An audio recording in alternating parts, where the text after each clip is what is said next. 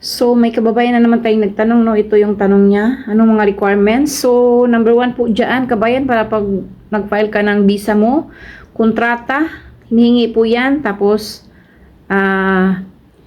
proof of address mo dito sa accommodation sa Hungary.